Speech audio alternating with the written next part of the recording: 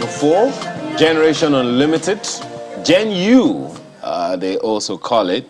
It's a global multi-sector partnership aimed at supporting the more than 1.8 billion youth globally with relevant and future-proof skills, expected to connect them to entrepreneurship and employment opportunities. Of course, Nigeria cannot but jump on that ship, in a manner of speaking.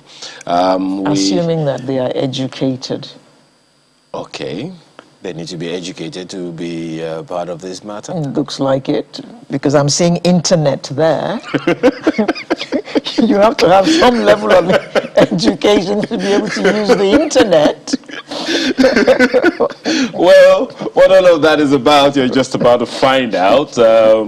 We understand that GenU, as they also call it, will be launched in Nigeria on Monday. That's in less than 2 days from now, by the Vice President in Abuja City. And of course, that's where our guest joins us from this morning. Peter Hawkins is UNICEF representative in Nigeria. Thank you so much for joining us today, Mr. Hawkins. Good morning, and it's great to be here. Thank you very much. Yeah. First of all, let me begin from where my colleague, started. How much education do I need to take advantage of GenU? We don't need much. I mean, maybe you and I need a lot, but the young people don't need much. As your fellow reporter said, young people is natural. The digital world is very natural to them. And what we're saying here with GenU Nigeria is Nigeria has 65 million young people from the age of 10 to 24 years old. Mm-hmm. And that untapped potential, that untapped skill base, if we can help that group of people learn and develop, but most importantly, help realize their aspirations, mm-hmm. then Nigeria can go a long, long way. And what Generation Unlimited is trying to do is bring the sort of global platform to Nigeria, bringing together the private sector, the United Nations and the international community, the government in its different forms, but above all the young people themselves, so that they can engage, they can share what challenges they're faced with, but most importantly, what solutions they can bring to the table. Mr. Hawkins, what I meant was at least they have to be able to read and write, if nothing else. So basic education is required, isn't it? Absolutely, and as we discussed some weeks ago, there are issues around the quality of education and children coming through the Indeed. Primary school level. Indeed. But what the digital world offers is a jump into a different world, jump forward with your literacy, with your numeracy, being able to use technology to really access information, learn in different ways in different places. I call it very often continuous learning, so that there are 24 hours a day, and we see them on phones, on screens, whether in the communities or at home, wherever it is available, to try and access information. That just purely by that fact, they will learn a lot. And what Generation Unlimited is trying to do is, one, expand the digital platform, both in terms of reach, but also and critically in terms of access. So school-to-school connectivity, community-based mobile data access points, so that, and then, with Microsoft and others bringing some of the content into the digital atmosphere, so that people can look and learn with some sort of results beyond literacy and numeracy. Well, very quick one on this, Mr. Hawkins. There's some research figures I saw recently of how screens affect learning not very, very encouraging figures it was at the time. Is there anything, any consideration along that line? That's on the one hand. On the other hand, are the natural distractions that come to young populations when they are using tools such as, you know, the screens and stuff, because it's quite an adventure when they handle it?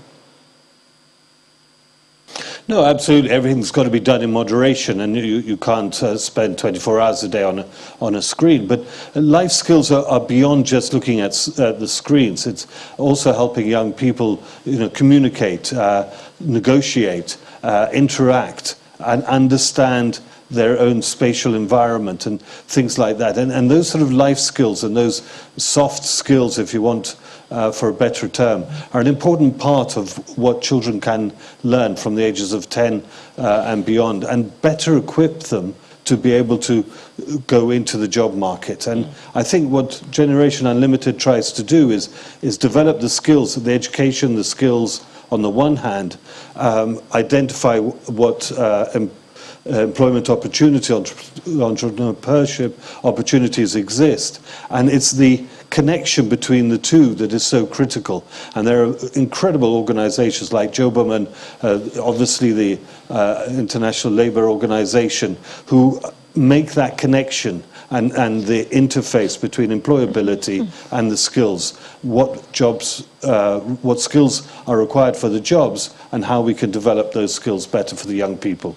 Well, take us to the beginning of this idea, Mr. Hawkins. I understand that GenU Nigeria conducted a country investment agenda to help us identify opportunities that we have been missing, you know, as a result of lack of, you know, all of these conversations that we're having now, and consequently attempt to help the young people become better productive and better engaged students, both in the formal and informal sectors. What started that conversation in the first place? This happened last year, and it's supposed to be the year of the pandemic. Absolutely, and it was a great year in many ways for Generation Unlimited.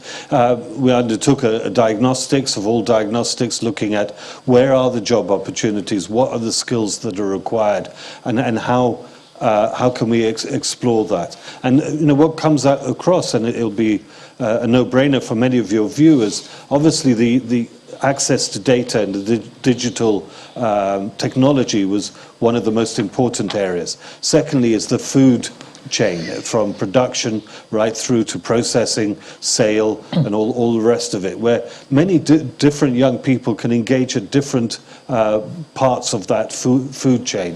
There are very large companies in Nigeria which has a large market, Unilever and others, who are on board with Generation Unlimited and would look to help skill the workforce, but also absorb some of that workforce in the way that they work. We're told that resulting from that research which you carried out, you carried out last year, you decided to focus on 3 interventions: digital connectivity, work readiness program with emphasis on apprenticeship, and then youth engagement and participation. Tell us what those are about in concrete terms, please. Digital connectivity is about access to the digital platform, whether in communities, whether at school-to-school connectivity, or whether just sort of walking down the street as individuals.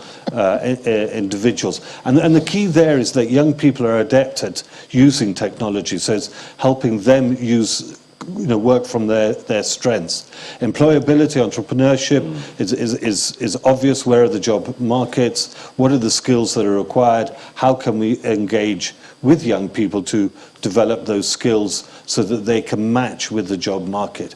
But I think your important point is the last one about youth engagement.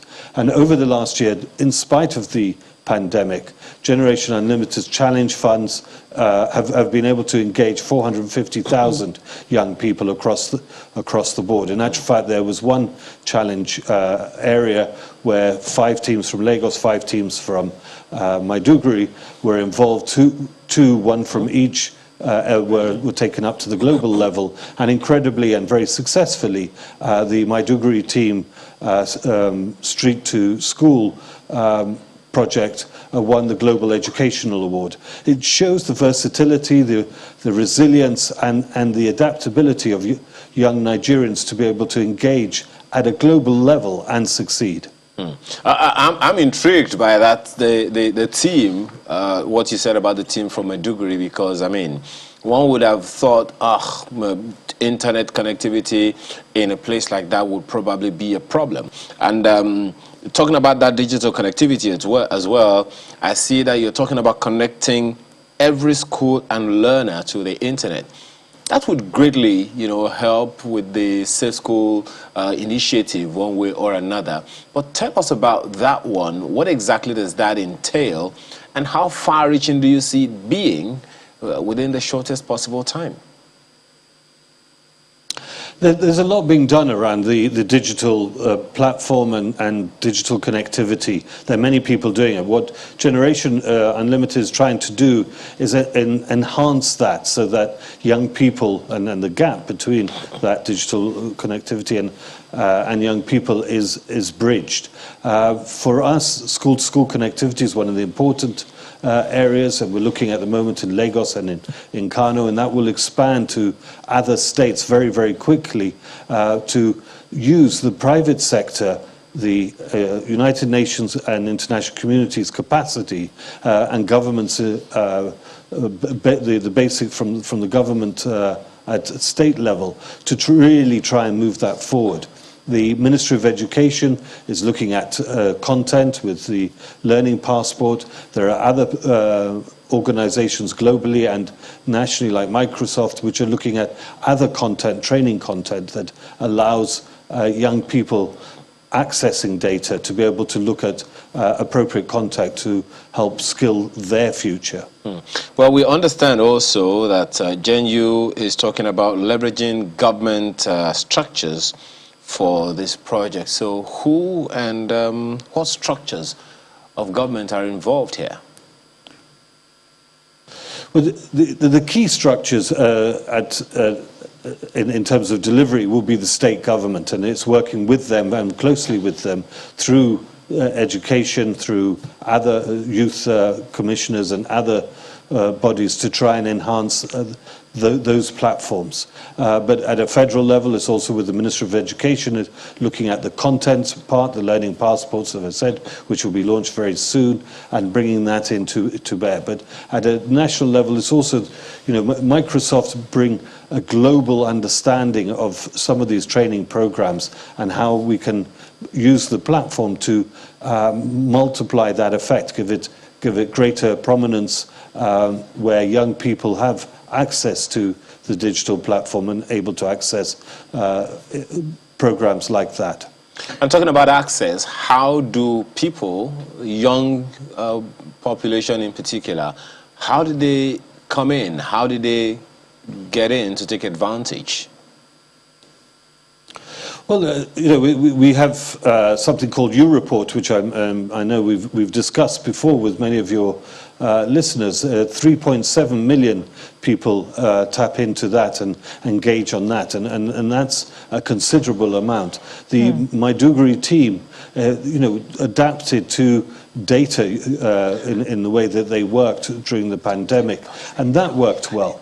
Where there are spots where data is less used, we've done research in other countries, and there's no reason why Nigeria shouldn't be the same. Where there's bandwidth, if you want, for a better term, where there's extra data and people are using less data, it generally means that it's poorer families, and trying to use that extra capacity to give young people the sort of step up and access to data on a period basis and free, so that they can give themselves a leg up into the digital world. Now, your goal is to empower 20 million young Nigerians by 2030. Isn't that rather ambitious?